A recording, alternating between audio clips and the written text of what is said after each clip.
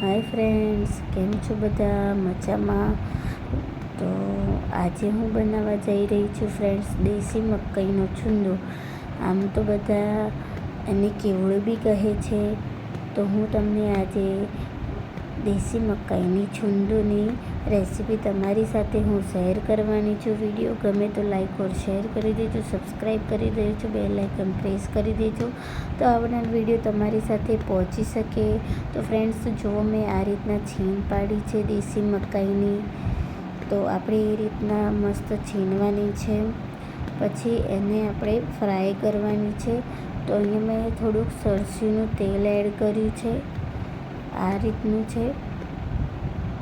તો મેં અહીંયા થોડુંક 3-4 ચમચી જેટલું સરસીનું તેલ એડ કર્યું છે. પછી મેં અહીંયા નોર્મલ તેલ એડ કર્યું છે, આપણે જે રેગ્યુલર તેલ એડ કરતા હોય એ. અને ફ્રેન્ડ્સ આ વિડીયો ગમે તો તમે લાસ્ટ સુધી જોજો.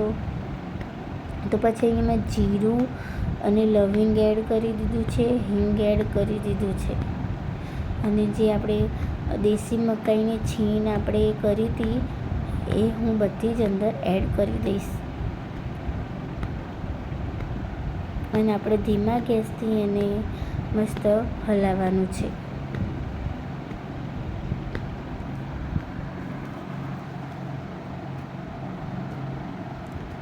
આ ખાવાથી એકદમ મસ્ત લાગે ફ્રેન્ડ્સ, એટલે તમે એક વખત ટ્રાય કરજો, બનાવજો ઘરે અને મને કોમેન્ટ કરજો.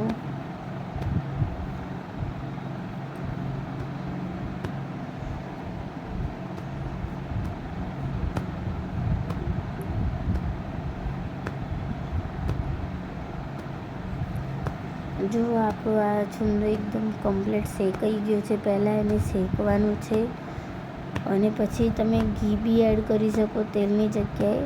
તો આપણું આ મસ્ત શેકાઈ ગયું છે. તો મેં એની અંદર દૂધ એડ કરી દીધું છે.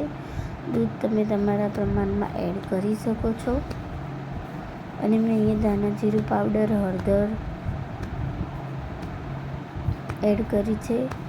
અને મેં અહીંયા મરચાં હતા, 2-3 મરચાં લઈને વાટી દીધા હતા અને મેં એડ કરી દીધા છે. અને બધું હલાવી દીધું છે. મીઠું સ્વાદ અનુસાર અને ખાંડ સ્વાદ અનુસાર લઈ લીધી છે. અને બધું આપણે સારી રીતના હલાવી દઈશું. અને મેં અહીંયા કાશ્મીરી મરચું એડ કર્યું છે, તીખું મરચું એડ કર્યું નથી. પછી જુઓ ફ્રેન્ડ્સ આપણું મસ્ત થઈ ગયું છે. પછી મેં અહીંયા ઉપરથી ઘી એડ કરી દીધું છે.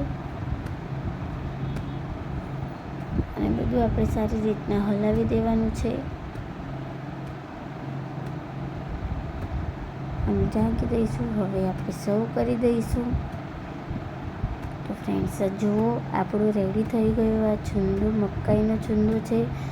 એ ટેસ્ટી છે, બધાને ભાવે. એક નવી રેસીપી છે, તમે ટ્રાય કરજો ઘરે અને કેવું બન્યું છે એ મને કહેજો.